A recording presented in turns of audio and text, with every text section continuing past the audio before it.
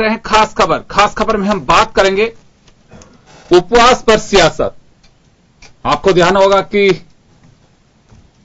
9 तारीख को कांग्रेस और अब 12 पहले से ही ये ऐलान था कि 9 को कांग्रेस उपवास करेगी और 12 को भाजपा करेगी। करेंगे क्यों, ये समझ से बाहर था। उपवास का मतलब होता है कि आप वास्तव में अगर हमसे कोई गुनाह हुआ हो या जिस गुनाह को हम स्वीकार नहीं कर पा रहे हैं तो सामने वाले को एक मैसेज देने के लिए हम उपवास करते हैं। कांग्रेस का उपवास भी आपने देखा, बीजेपी का उपवास भी देखा। भाजपा रूलिंग पार्टी है इस वक्त देश की हुकूमत पे और कांग्रेस अपोजिशन पे। हमेशा उपवास का जो तरीका रहा है ये हम किसी बात को मनवाने के लिए या कहें कि एक मैसेज देने के लिए, यानी कि किसी के विरोध जताने के लिए हम उपवास करते हैं। यहां बीजेपी का जो विरोध है वो प्रतिपक्ष से कि आपका रवैया सुधारने के लिए हमें उपवास करना पड़ रहा है। कांग्रेस का जो उपवास रहा वो कहना है कि अमुक वर्ग को आप न्याय नहीं दे पा रहे हैं, संसद में जवाब नहीं दे पा रहे हैं, इस वजह से सरकार को सद्बुद्धि मिले, इस वजह से उपवास कर रहे हैं। बहरहाल हम तो यही कहना चाहेंगे कि उपवास पर सियासत है। उपवास हो रहा है कि नहीं हो रहा, उपवास का कहीं उपहास तो नहीं हो रहा है। कुछ ऐसे पहलू हैं जिनको हम चर्चा में लेंगे। और फिलहाल आज भाजपा का जो उपवास का पूरा दिन भर का एक कार्यक्रम रहा, पूरे देशव्यापी था। अपने पूरे मंत्री सांसद सबको हिदायत दी हुई थी कि वरिष्ठ नेताओं के साथ आप उपवास करेंगे। तो एक बार वो मजमून देखिए और उसके बाद हमारे साथ वरिष्ठ पत्रकार ओम सैनी साहब है, भाजपा नेता पंकज मीना हमारे से जुड़ रहे हैं, गिरिराज गर्ग साहब कांग्रेस के वरिष्ठ नेता हमारे साथ जुड़ रहे हैं। सभी का स्वागत है। एक बार आप मजमून पे जाइए। उपवास इन दिनों राजनीति का पर्याय बना हुआ है। वो उपवास जो कि तन और मन की शुद्धि के लिए होता है, आज राजनीतिक पार्टियों के हथकंडे के रूप में इस्तेमाल हो रहा है। संसद के कार्यकाल के बाधित होने को लेकर पीएम मोदी समेत बीजेपी के सभी आला नेता और केंद्रीय मंत्री पूरे देश में उपवास पर बैठे हैं। बीजेपी का कहना है कि कांग्रेस ने संसद के सत्र को नहीं चलने दिया और इसका विरोध बीजेपी ने उपवास के माध्यम से किया है। संसद को कांग्रेस ने चलने नहीं दिया। यहां तक कि जो बजट सत्र था, तो सबसे इंपॉर्टेंट सत्र होता है जिसमें पूरी देश की दिशा और दशा तय होती है, राष्ट्र का निर्माण तय होता है, उस सदन को भी कांग्रेस ने इस बार नहीं चलने दिया। चाहे वो विधानसभा में हो, चाहे वो लोकसभा में हो, निरंतर कांग्रेस विपक्ष की भूमिका ना निभाते हुए लोकतंत्र का गला घोटने का जो काम कर रही है, इसका पूरा संदेश हम देश की जनता के सामने इस उपवास के माध्यम से दे रहे हैं। कांग्रेस ने भी हाल ही में दलित आंदोलन के दौरान हुई हिंसा पर विरोध जताने के लिए उपवास का सहारा लिया था। वो अलग बात है कि कांग्रेस की भी इस मामले में किरकिरी हुई। कांग्रेस ने अब बीजेपी के उपवास को एक नौटंकी करार दिया है। उपवास भी गांधी जी का सिखाया हुआ था, जो गांधी का नाम लेते ही नहीं थे, आज इनको उपवास की याद आ रही है। कभी आरएसएस के अंदर इनके 100 साल होने आए हैं, 100 साल में कभी उपवास किया उन्होंने? बीजेपी ने कभी उपवास रखा कभी? हिंदुस्तान में राजनीतिक पार्टियां सत्ता के लिए कई हथकंडे अपनाती रही है और इन हथकंडों के पीछे मूल कारण वोट है। राजनीति ने उपवास को उपहास का विषय बना दिया है। बीजेपी हो या कांग्रेस, दोनों ही किसी भी रूप में कमतर नजर नहीं आना चाहती है और उपवास का जवाब उपवास से देने पर तुली है। लेकिन यहां सवाल यह है कि क्या वाकई देश की वर्तमान राजनीति उपवास जैसा पवित्र आचरण भी रखती है? ब्यूरो रिपोर्ट, जन टीवी न्यूज। तो चलिए, आपने देखा क्या मजमून रहा। उपवास पर सियासत, यह कहना कोई अतिशयोक्ति नहीं होगी। आपको भी लग रहा होगा कि उपवास की वजह क्या है। ओम सैनी साहब हमारे साथ में। ओम जी, उपवास को हमने पढ़ा है, परिवार के लोगों को भी करते हुए देखा। 2 तरह का उपवास, एक तो हम अपनी आत्मशुद्धि के लिए, अपने मन की शांति के लिए हमें रखते हैं कि दिन भर एक उपवास करके हम ये मान के चलते हैं कि हम हमारी नैतिकता को मजबूती के साथ में और एक ईश्वर में अपना ध्यान देने के लिए कुछ ऐसे रास्ते जो हमारे परंपराओं से जुड़े हैं। दूसरा उपवास गांधी जी का वो एक, या लाल बहादुर शास्त्री का उपवास जो जिन्होंने ऐलान किया था, वो एक मुल्क के उस वक्त भी एक आत्मसंबल के लिए, एक स्वाभिमान के लिए, एक लड़ने की ताकत के लिए उन्होंने उपवास किया। अभी का जो उपवास है ये वोट की लड़ाई है कि वास्तव में कुछ मजबूती का उपवास है? इस उपवास को कैसे देखती है जनता? देखिए योगेंद्र जी, आपने बड़ी अच्छी बात कही। ये हमारे आध्यात्मिक पक्ष से जुड़ा हुआ एक स्वरूप रहा है जिसको गांधी जी ने राजनीति में व्यक्ति की और समाज की और देश की शुद्धता के लिए इस्तेमाल करने का प्रारंभ किया, और उसकी देखा देख दूसरे लोगों ने भी। अब इसके कई है। पहले है कि साहब एक दिन का उपवास किया आपने, या आपने कुछ दिन का अनशन किया, या फिर आपने अमरना अनशन। ये एक उनका एक हथियार रहा है जो बहुत पॉपुलर रहा, और वो डेमोक्रेटिक लोगों को हमेशा आहत करता था, परेशान करता था। ब्रिटिश जमाने में ब्रिटिशर्स भी इससे आहत होते थे, डरते थे। और यही आजादी के बाद में भी इसी तरीके से आत्मशुद्धि के लिए और बेहतर समाज बनाने के लिए भी उपवास का सिलसिला। अन्ना हजारे का पिछले सालों में क्या हुआ अनशन और उपवास हमें याद है। लेकिन ये जो अभी हो रहा है ये बड़ा आश्चर्यजनक लग रहा है। इस माने में लग रहा है कि दलितों पे अत्याचार को लेकर के कांग्रेस ने जो उपवास का वो किया, तो उसमें किस्तों में, जिसे कहते हैं, उपवास को किस्तों में बना दिया कि 2 घंटे का उपवास, 4 घंटे का उपवास। और उसी तरीके से भारतीय जनता पार्टी ने प्रतिपक्ष पे और कांग्रेस पे आक्षेप करते हुए वही फिर किस्तों वाला उपवास प्रारंभ किया। नरेंद्र मोदी एक जगह उपवास पे बैठे और 4 घंटे बाद में या 2 घंटे बाद में उठ के चले गए। उसी तरीके से अमित शाह भी कहीं पर बैठे और उठ करके चले गए। कर्नाटक में बैठे हुए, हाँ, वो भी इन हर जगह प्रदेशों में, तो वो कि 2 घंटे के लिए, 4 घंटे के लिए। तो ये किस्तों में उपवास का ये जो नया सिलसिला चला है, इसकी हकीकत क्या है?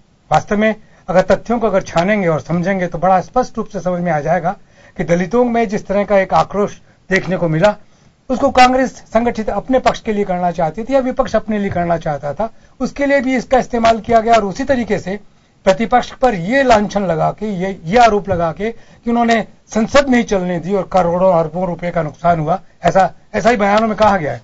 ये बात समझ में नहीं आती, क्योंकि हम तथ्यों से वाकिफ हैं। हमें मालूम है कि लोकसभा को संचालित करने की जिम्मेदारी सत्ताधारी दल की होती है। हमें यह भी मालूम है कि लोकसभा में जो लोग ऐसा वातावरण बना रहे थे वो टीडीपी के लोग थे या एआईडीएमके के लोग थे, बड़े स्पष्ट रूप से, जिन्होंने कि निर्णय नहीं करने दिया। और जो स्पीकर है वो लगातार कहती रही कि मैं आवाज सुन नहीं पा रही हूं, इसलिए मैं अविश्वास प्रस्ताव। तो इतिहास के ये जो प्रश्न हैं, इन प्रश्नों को तो कोई भुला नहीं सकता। इनका सब जब गौर किया जाएगा और जब खोज की जाएगी तो पता लगेगा कि ये कितना कैसे हुआ। और ये अच्छा नहीं लग रहा है इस माने में कि हमारी डेमोक्रेसी के लिए इस तरह के आडंबर ठीक नहीं है। सचमुच में अगर शुद्धता के लिए, सचमुच में अगर देश के बेहतरी के लिए, सचमुच में अगर समाज में को बेहतर बनाने के लिए कि पॉलिटिकल पार्टीज अगर उन हथियारों को इस्तेमाल करे जो कभी गांधी ने की थी या फिर लाल बहादुर शास्त्री ने किया था या अन्ना हजारे ने किया आखिर में, तो यह अगर करे तब तो ठीक लगे, वरना तो सचमुच में पाखंड नजर आता है कि जो कुछ कहना चाहते हैं आप, जनता ठीक से समझ रही है, जनता के सामने सारे तथ्य हैं, उसको बरगलाने की चेष्टा करने का कोई अर्थ नहीं होगा। और जो ऐसा आरोप लगाया जा रहा है कि जो विभिन्न राज्यों में चुनाव हो रहे हैं उनमें जो विभिन्न जमात है, समूह है, उनको आकर्षित करने के लिए सब कुछ किया जा रहा है, तो मैं समझता हूं कि ये वक्त बर्बाद करने जैसा है। और ये नेतृत्व के लिए, प्रतिपक्ष के लिए भी और साथ साथ में सत्ताधारी दल के लिए भी अपने आप में एक चुनौती है। लोग इसका बहुत अलग अर्थ निकालेंगे। पक्का जी, उपवास, सत्ता पक्ष का जो उपवास है ये थोड़ा सा समझ से परे है कि रूलिंग पार्टी है, उसकी जिम्मेदारी है फ्लोर मैनेजमेंट और हाउस को चलाना। ये पहली मर्तबा ऐसा हो रहा है कि प्रतिपक्ष को सद्बुद्धि दे, इसके लिए उपवास करना पड़ रहा है सत्ता पक्ष को। जैसा ओम सिंह साहब ने बताया, उपवास का जो आप मिसाल बता रहे थे, मैं थोड़ा सा इसमें और चीजें जोड़ना चाहूंगा। 1918 में जब महात्मा गांधी ने पहली बार हिंदुस्तान की राजनीति में उपवास का प्रयोग किया, जो बाद में धीरे धीरे उनका एक सत्य और अहिंसा के नाम पे अनशन के रूप में भी होता गया, जिसमें मेरे को अच्छे से याद है कि 27 दिन के अनशन उपवास महात्मा गांधी जी ने किए। वो महात्मा गांधी जी का एक हथियार था, एक अंग्रेजों के साथ में अपनी बात मनवाने का, एक शांतिपूर्ण ढंग से अपनी बात मनवाने का एक तरीका था उपवास, अनशन। धीरे धीरे उसी अनशन उपवास के उसके कई स्वरूप हमने देखे, परंतु जो 1 दिन के 2 दिन के या जैसे सांकेतिक उपवास हुआ करते हैं, मुझे ऐसा लगता है इसको हम राजनीति में इस तरह भी देख सकते हैं कि ये एक जनता के अंदर मैसेज देने के लिए उपवास होता है कि देखिए जनता को मालूम चले कि ये उपवास किस लिए किया जा रहा है और इनके पीछे हेतु क्या है। जब हम हेतु की बात करते हैं और जब हम तुलना करते हैं कि 4 दिन पहले जो कांग्रेस का उपवास हुआ था और भारतीय जनता पार्टी का उपवास हुआ था, तो इसकी तुलना करना भी बड़ा आवश्यक है। कांग्रेस का उपवास किस लिए था? आपने 2 तारीख को दलितों को सहयोग, समर्थन और सैल्यूट करके आपने दलितों के आंदोलन को उग्र किया। आपके नेता उस आंदोलन के अंदर शरीक हुए, आपने डंडे हाथ लाठी लेके तोड़फाड़ मचाई और फिर आप कहते हैं कि हम दलितों के साथ हैं और उसके लिए उपवास करना चाहते हैं। आपने सरकार को अस्थिर करने के सारे प्रयास किए। केवल आपका एजेंडा एकमात्र है कि कैसे भी ये सरकार ये छिन्न भिन्न हो जाए और इसके जगह हम काबिज हो जाए और वापस से हम वही अपना भ्रष्टाचार का विकराल रूप धारण करके देश की जनता को लूटने लग जाए। दूसरा उपवास आज भारतीय जनता पार्टी के द्वारा किया गया था, वो उपवास बड़ा स्पष्ट था। आज से 8 दिन पहले हमारा घोषित उपवास था। हमको कहीं ना कहीं मन में ग्लानि है, पश्चाताप है कि लोकसभा की कार्यवाही ठीक से नहीं चल पाई और ठीक से नहीं चल पाने से, लोकसभा की कार्यवाही बाधित होने से जो देश को नुकसान हुआ उसका हम प्रायश्चित करना चाहते थे, परिमार्जन करना चाहते थे। उसके प्रायश्चित के रूप में हमारे सांसदों ने खुद ने घोषणा करी। उन्होंने स्वेच्छा से ही कहा कि हम अपना इस 23 दिन का वेतन त्याग करना चाहते हैं, प्रधानमंत्री राहत कोष में देना चाहते हैं, हम वेतन नहीं लेंगे। पर साथ में हमने तय किया कि 1 दिन का हम सांकेतिक उपवास करेंगे और उपवास के माध्यम से हम देश की जनता के बीच में जाएंगे। ये बात ठीक है, रह के हमेशा ये बात आती है कि फ्लोर मैनेजमेंट हमेशा सत्ताधारी दल के लिए होता है, उसकी जिम्मेदारी बनती है कि सदन ठीक से चले। ये बात बिल्कुल तथ्य बात है, इसमें कोई किसी प्रकार का किंतु बनो तो नकारने वाली बात नहीं है। परंतु जब प्रतिपक्ष तय करके बैठ जाए कि हमको सदन चलने ही नहीं देना, चाहे कैसे भी हो, और ये आज से नहीं है, हम जब 4 साल में हम जब से एक बात जानना चाह रहा हूं पंकज जी, एक बात जानना चाह रहा हूं। खैर देखिए, आपने भी पढ़ा है, मैंने भी पढ़ा है, मैंने रिपोर्टिंग की है हाउस की, इस वजह से मुझे कुछ चीजों का मालूम है जो हम देखते हैं।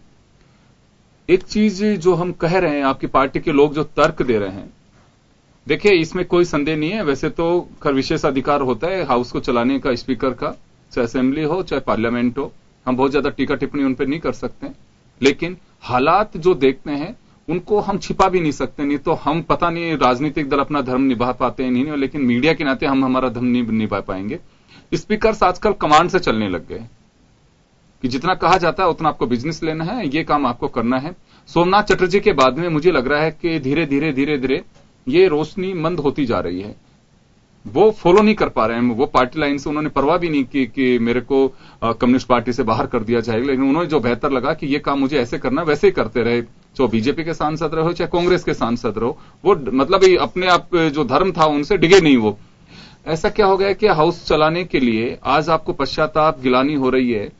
अगर ये गतिरोध पैदा भी कर रहे थे, अभी तो सीएलपी लीडर भी कांग्रेस का नहीं बन पाया, इतने से सांसद हैं। अगर यही संख्या 100 में होती तो आप कैसे हाउस चलाने की उम्मीद कर सकते थे? और दूसरी बात मैं कहना चाहूंगा कि पूरे राइट्स हैं। अगर लग रहा है कि बिल्कुल देश की लोगों की गाड़ी कमाई है, उसका पैसा जाया हो रहा है और प्रतिपक्ष के लोग गतिरोध पैदा कर रहे हैं, मार्शल के जरिए उन्हें आउट करिए।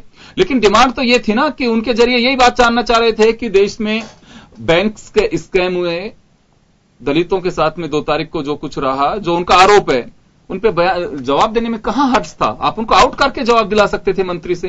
ये तो अधिकार है, वहां पे स्पीकर का राइट है, वो बाहर भी कर सकते हैं हाउस को चलाने के लिए। आप पे प्रस्ताव रख सकते थे कि हम प्रस्ताव करते, होता है ऐसा कि हम प्रस्ताव कर रहे हैं, जो गतिरोध लोग कर रहे हैं उनको बाहर निकालिए। योगेंद्र जी, मैं आपको इस एक बार की नहीं बता रहा हूं, ये पिछले 4 साल से लगातार हो रहा है। ये चाहे 40 हो या 20 हो, परंतु इनका हल्ला करने का तरीका जिस प्रकार ये मोदी सरकार का, कि हम ये मोदी सरकार का आखिरी वित्त फाइनेंस का माफ करेगा जो बजट सत्र है, आखिरी बजट सत्र है। अगली बार आप आएंगे तो सही बजट सत्र, बजट लेके भी आएंगे, बजट भी पास कराएंगे, लेकिन वो बजट पूर्णकालिक नहीं होगा, वो 2 महीने का होगा। सरकार जिसकी भी बनेगी मई 2019 में, वो एक अलग बात होगी। लेकिन ये आखिरी वो था बजट सत्र जो मोदी सरकार का, मुझे लगता है कि बहुत ही महत्वपूर्ण सत्र होता है, एक लंबा सत्र होता है, एक एक बिंदु को खुल करके बोला जाता है। अगर उस सत्र में सरकार भी अगर बच रही है, बचना इस वजह से कहना चाह रहा हूं मैं कि आप केवल ये कह रहे हैं कि बिल्कुल उनके गतिरोध की वजह से हम लोग काम नहीं कर पाए, बिजनेस नहीं ले पाए, तो मुझे लगता है कि भारत पढ़ा लिखा है, आप जैसे लोग समझदार हैं, व्हाट्सएप को बहुत जिंदा कर दिया है, सोशल मीडिया है, जो सोशल मीडिया इतनी बड़ी लीडरशिप हो कि भारत बंद 2 बार सोशल मीडिया की वजह से हो जाए, तो आप ऐसे कैसे कह सकते हैं कि कांग्रेस ने नहीं चलने दिया, इस वजह से हमें प्रायश्चित करने का उपवास में आना पड़ा? 4 साल से लगातार हो रहा है। आप ये देखिए 4 साल से लगातार हो रहा है। इनके नेता जब सदन में चर्चा करते हैं, से सद्बुद्धि आ गई अभी उनको, कांग्रेस को बिल्कुल हम अपने देश की जनता को दिखाना चाहते हैं कि देखिए किस प्रकार से कर रहे हैं। और तो ये तो वैसे भी देख रही है देश की जनता को, पार्लियामेंट तो ला ही आता है साहब। उपवास के माध्यम से हमने केवल ये देखिए, हमने और भी बहुत सारे विषय सारे उठाए। हम आज ही नहीं 1947 से का अब तक का सारा हिसाब करना चाहते हैं। क्यों सरदार पटेल को इन्होंने प्रधानमंत्री नहीं बनने दिया, क्यों ये छोला भटूरा खा के आज वो उपवास करते हैं। पूरा 70 साल का इतिहास आज पूरी देश की जनता के सामने आना चाहिए। देखिए, चलिए मैं ओम जी के पास में जाना चाहूंगा। देखिए यूं तो लिखा आता है कई बार कि मेरी मर्जी, मैं धरने पे बैठूं, मैं उपवास करूं, मैं अंदर आऊं, मैं बाहर जाऊं।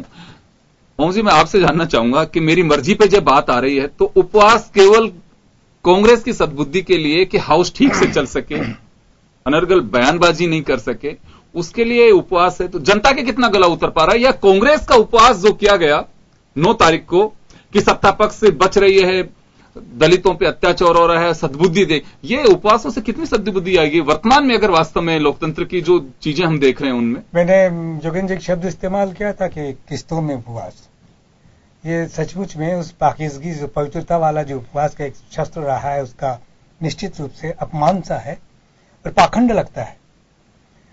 मैं और आप दोनों जानते हैं कि लोकसभा में विभिन्न दलों की क्या स्थिति है, और मैं और आप दोनों जानते हैं, अति से आप भी जानते होंगे कि लोकसभा में अविश्वास के प्रस्ताव पर कितने सांसदों की सहमति जरूरत थी। तो अगर वो जो सारे प्रतिपक्ष अगर एक होकर के आपसे डिमांड कर रहा है कि साहब अविश्वास प्रस्ताव पर चर्चा होनी चाहिए, और स्पीकर का ये कहना कि साहब मैं सुन नहीं पा रही हूं, मैं गिन नहीं पा रही हूं, मैं देख नहीं पा रही हूं, इसलिए मैं ये नहीं कर सकती, और लगातार हाउस आप डालते रहे, तो इसमें अपराध किसका नजर आता है? मुझे तो हमारा स्पीकर जो राजस्थान का स्पीकर है फिर वो मजबूत नजर आता है, जो ये गुस्से में आके कह सकता है कि गुंडे इनको बाहर निकाल दो, ये कह सकता है और निकलवा भी देता है। तो लोकसभा का स्पीकर तो कम से कम हमने अधिकार का एहसास तो करा था, मुझे ये राइट नहीं है। वही मैं कह रहा हूं, क्या वो ऐसे कर सकते हैं? तो लोकसभा के स्पीकर के पास में क्या कमी थी? मार्शल भी वहां काफी सारे थे और सब कुछ किया जा सकता था। सहज रूप से संख्या गिनी जा सकती है, कितने दल हैं जो ये अविश्वास का प्रस्ताव रख रहे हैं, उनकी संख्या क्या है। तो ऐसे में कैसे गले उतरेगा? कैसे कहा जा सकता है कि साहब वो लोग उत्पात कर रहे थे? लाइव आता है आजकल लोकसभा, सब साफ साफ नजर आता है कि कौन उत्पात कर रहा है, कौन खामोश बैठा है, कौन परेशान हो रहा है। तो ऐसी स्थिति में कैसे गले उतारेंगे आप?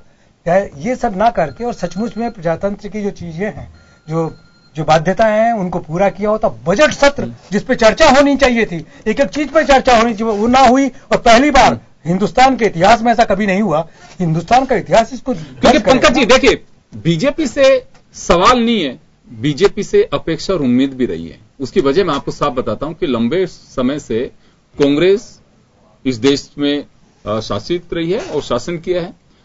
चाहे 1975 की बात है, इमरजेंसी है जो अभी आप बोल नहीं पाए, लेकिन ऐसे ऐसे घटनाक्रम है जिससे वास्तव में लोकतंत्र के मूल्यों का पतन हुआ है, इसमें कोई डाउट नहीं है।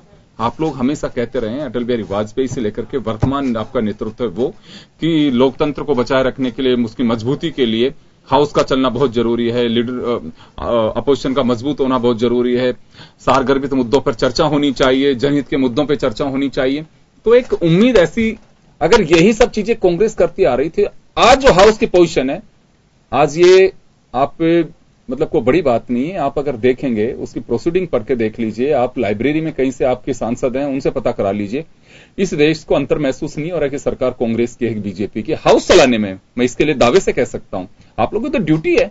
अगर कांग्रेस इस तरह से करती आ रही थी कि प्रतिपक्ष को नजरअंदाज करके अपना बिजनेस चलाए तो चलाए, हाउला करके खत्म, सदन की कार्रवाई अनिश्चित काल के लिए स्थगित की जाती, फिर आप में और उनमें अंतर क्या रह गया? योगेंद्र जी, 4 साल का जब सारा कच्चा चिट्टा उठा के देखते हैं, अगर विपक्ष इतना तैयार होता, मैं आपको याद दिलाऊं, पिछले बजट सत्र के अंदर तो नेता प्रतिपक्ष आपके कांग्रेस के जो वर्तमान अध्यक्ष है वो पूरे बजट सत्र के अंदर नहीं मौजूद ही नहीं होते। राहुल गांधी जी उस वक्त भी विदेश यात्रा पे थे। ये कांग्रेस का, राहुल गांधी जी की वजह से सदन रुक रहा था। नहीं, मैं उनकी सिंसियरिटी बता रहा हूं, उनकी सिंसियरिटी बता रहा हूं कि वो सर आप उनसे क्यों प्रभावित हो रहे हैं? आप मुझे तो एक बात बताइए पंकज जी, मैं एक बात कहना चाहूंगा, आप सिर्फ कांग्रेस पे क्यों लाद रहे हैं? कांग्रेस के मुट्ठी भर लोग हैं, आप कह रहे राहुल गांधी नीचे, सोनिया गांधी की तबीयत खराब हो गई। अरे सर, आपको राइट है वहां पे हाउस चलाने के लिए, देखिए आपको चलाना चाहिए। 144 करोड़ रुपए की बलि चढ़ा दी गई 2017 में। मीडिया कवरेज लेने के लिए इस तरह हल्ला करके रखते हैं, सदन को डिसमिस करके रखते हैं, तो किस तरह सदन चलेगा भाई योगेंद्र जी, आप ही बताइए। सर आपके पास में अभी आपने सुना नहीं, कैलाश मेघवाल जी राजस्थान विधानसभा के स्पीकर हैं, जब उन्हें लगा कि हाउस चलाने में गतिरोध पैदा कर रहे हैं कि इनको बाहर निकालिए, बाहर निकलवा दिया, हाउस शुरू हो गया। उसके बाद यहाँ क्या वो भी आपने देखा, तो क्या वो कर लेने दीजिए। मतलब एक तरफ तो ये वाले इनका उद्देश्य ये होता है कि हमें यहाँ सदन चलने नहीं दे, और सदन अगर इस तरह से चलाया जाए तो हम बेचारा बन के जनता के बीच में जाए, देखो हमको सदन से निकाल के फेंक दिया इन्होंने। ये तो सर आप ये बताइए कि उस पवित्र मंदिर के दिया बत्ती और उसकी आरती करने की परवाह है कि आप इनके बेचारों की परवाह कर रहे हैं? मतलब वोट की परवाह है आपको? ये बताइए कि बेचारे कह करके कहीं वाहवाही नहीं लूटने। और इस मुल्क में वास्तव में ऐसा ही हुआ है, कई बार भावनाओं से अगर किसी चीज को कोई हाईजैक कर लेता है तो वो बेचारा बहुत तगड़ा स्टार हो जाता है। कहीं ये डर था आप लोगों को? देखिए, डर वाली बात नहीं है, परंतु वो भी चुने हुए जनप्रतिनिधि है, उनको उनकी भी जिम्मेदारी बनती है कि वो ठीक से अपना बिहेव करे और ठीक से सदन को चलने दे। चर्चा करिए, आप चर्चा नहीं कर रहे तो कम से कम गतिरोध तो पैदा न करिए। ये हमेशा उनकी जिम्मेदारी बनती है, प्रतिपक्ष की भी इतनी जिम्मेदारी बनती है कि सदन को ठीक से चलने दे। सर इसमें कोई डाउट नहीं, आपकी बात से मैं बिल्कुल सहमत हूं, होता भी यही है, लिखा भी यही गया है। लेकिन आप काम करना चाहते हैं, फ्लोर मैनेजमेंट का मतलब यह होता है कि आपने हल्ला नहीं होने दिया। आप संसदीय कार्य मंत्री का पहले यही सफल माना जाता था, चाहे सत्ता पक्ष के लोग चाहे प्रतिपक्ष के लोग को हल्ला कर रहा हो तो उनसे बड़ी शालीनता और शांति से आपने मैनेज कर दिया, सब लोग बैठ गए और अपने मुद्दे पे चर्चा पे आ गए, यही हुआ करता था। लेकिन आज तो इशारा करते हैं पीछे से कि हल्ला करिए, खड़े हो जाइए, बोलिए। मुझे लगता है फ्लोर मैनेजमेंट नहीं है और रूलिंग पार्टी का दायित्व है, उसकी जिम्मेदारी है कि ज्यादा से ज्यादा बिजनेस लिया जा सके, ज्यादा से ज्यादा मुद्दों पर चर्चा की जा सके। सर अटल बिहारी वाजपेयी का वक्त को भी आप देख लीजिए, उस वक्त बहुत सशक्त और मजबूत विपक्ष था, सामने कई पार्टियों के दिग्गज बैठा करते थे। लेकिन क्या हुआ, किसी मामले को लेकर के ऐसे बैठ गए, हाउस नहीं चलने दिया तो उसका रास्ता भी निकाला, बात भी की है। और जब रक्षा मंत्री हुआ करते थे मुलायम सिंह जी यादव साहब, उस वक्त तो आपको वाकया ध्यान होगा, सुषमा स्वराज जी ने, अरुण जेटली जी ने, राजनाथ सिंह जी ने तो लगातार बहिष्कार ही कर दिया था कि हम हाउस का हिस्सा ही नहीं बनेंगे। तो वो भी तो एक को था, मनाने की कोशिश भी की गई थी। तो ऐसा क्या हो गया कि हम रास्ते ही नहीं निकाल पाए और केवल प्रतिपक्ष के हंगामे की वजह से आज हम सड़कों पे उतरना पड़ रहा है सत्ता पक्ष को? और मैं इस वजह से कह रहा हूं कि एक परंपरा शुरू हो गई है यहाँ पे, कभी आप भी प्रतिपक्ष में होंगे तो आप लोगों को भी यह नुकसान होगा, क्योंकि परंपराएं हम बनाते हैं, सामने वाला फिर उसको फॉलो करना शुरू करता है। तो ये देश वास्तव में, यहाँ का लोकतंत्र भी बहुत सारी चीजों में परंपराओं से चलता है। परंपराओं को हम ऐसा एक अमली जामा पहना देते हैं कि ये तो बिल्कुल हमारा अधिकार नहीं है, विशेष अधिकार हो गया फिर वो। तो ऐसे रूट लाइन पे चल पड़ेंगे तो फिर तो बहुत मुश्किल होगा कि प्रतिपक्ष ने आज हंगामा किया, बाहर लग रहा है कि बहुत मुश्किल होगी। तो चलिए साहब, सदन की कार्रवाई 11 बजे शुरू होगी तो 9 बजे से हमारे सांसद पहले उपवास करेंगे 2 घंटे का, उसके बाद में जब प्रतिपक्ष में दिखेगा सूरज से बुद्धि आ रही है, उसके बाद में हाउस की प्रोसीडिंग शुरू होगी। तो ये तो बहुत मुश्किल होगा पंकज जी। देखिए, मैं समझ सकता हूं कि आप जहां से अभी एक प्रदेश स्तर पे आप स्पोक्स पर्सन है, ऊपर से जो हुक्म दे दिया उसके आप लोगों को बिल्कुल उसी तरह से लागू करना है, उसकी तामील उसी तरह से होगी। लेकिन ये एक परंपरा ठीक नहीं है, चाहे सत्ता पक्ष की हो चाहे प्रतिपक्ष की हो। उपवास का कोई सिस्टम होना चाहिए। उपवास, हम उस उपवास का उपहास कर रहे हैं जो वास्तव में इस आजादी के लिए चाइना से जंग में बहुत बड़ा एक हथियार के रूप में रहा था। अगर आज हम उपवास यूं करने लगे कि अपनों को सद्बुद्धि देने के लिए, एक दूसरे को सद्बुद्धि देने के लिए, इससे बढ़िया तो ये कह देना चाहिए कि हम उपवास कर रहे हैं कि उसकी सह में हम मात नहीं खा सके, अगर उसको मात दे सके तो ये होता तो मुझे लगता ज्यादा ठीक रहता। गिरिराज जी हमारे साथ में जुड़ गए। गिरिराज जी, प्रतिपक्ष हो चाहे सत्ता पक्ष, बहुत वरिष्ठ नेता है, बहुत अपने चीजों को देखा है। सबसे पहले देखूंगा कि क्या वास्तव में उपवास का ये रास्ता अभी दोनों पार्टियों ने चुना, ये उचित मानते हैं आप? देखिए, कांग्रेस का तो योगेंद्र जी बहुत बड़ा इतिहास रहा है उपवास का। नहीं, वर्तमान में उपवास पे जाना चाहूंगा मैं। वर्तमान में 2 तारीख को देश में जिस तरह से अशांति हुई, जिस तरह से पर्दे के पीछे से असामाजिक तत्वों को उकसाया गया और पूरे देश में एक आंतरिक गृह युद्ध की स्थिति पैदा करने की प्रयास किया गया, उन सब के लिए कांग्रेस ने 9 तारीख को उपवास किया और ये कहा, ये हालात सब किसने पैदा किए? ये हालात पैदा किए वर्तमान शासन में बैठे हुए लोगों ने। उनको फायदा क्या था? उनसे क्या फायदा होगा? उससे मैं बताऊं आपको, सुनिए अरे सुनिए, मैं बताऊं आपको, सुनिए आप, ये मैं बताऊं आपको, आपने देखा होगा कि सुप्रीम कोर्ट ने जो डायरेक्शन दिए, सुप्रीम कोर्ट के डायरेक्शन के पहले पूरे देश में दलितों के ऊपर जिस तरह से 4 साल में अत्याचार हो रहे हैं, जिस तरह से किसी प्रकार की न्याय की उनको उम्मीद खत्म हो गई, जिस तरह से लोकसभा की माननीय अध्यक्ष बयान देती है कि आरक्षण के ऊपर पुनर्विचार होना चाहिए। जिस तरह से मोहन भागवत जी कहते हैं कि देश से आरक्षण की व्यवस्था खत्म कर देनी चाहिए, ये सब कौन सी विचारधारा के लोग थे? ये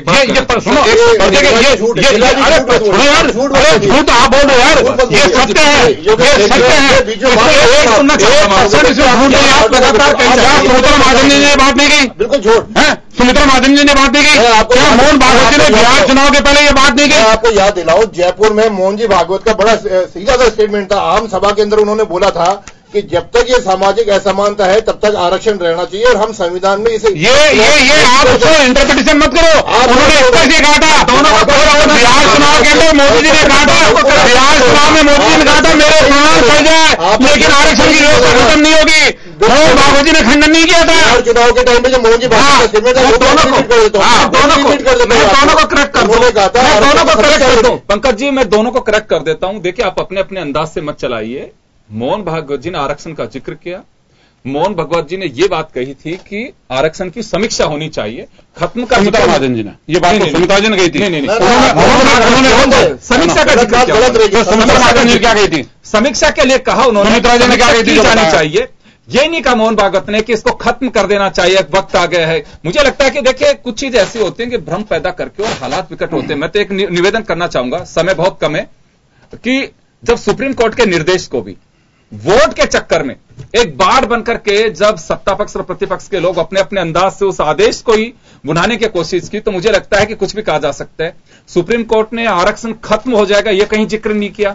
निर्देश में साफ है कि मुझे चिंता, सुप्रीम कोर्ट के जजों ने कहा, मुझे चिंता उन बेगुनाहों की है जिनका कोई दोष नहीं और उनको आपने जेलों में ठूंस दिया।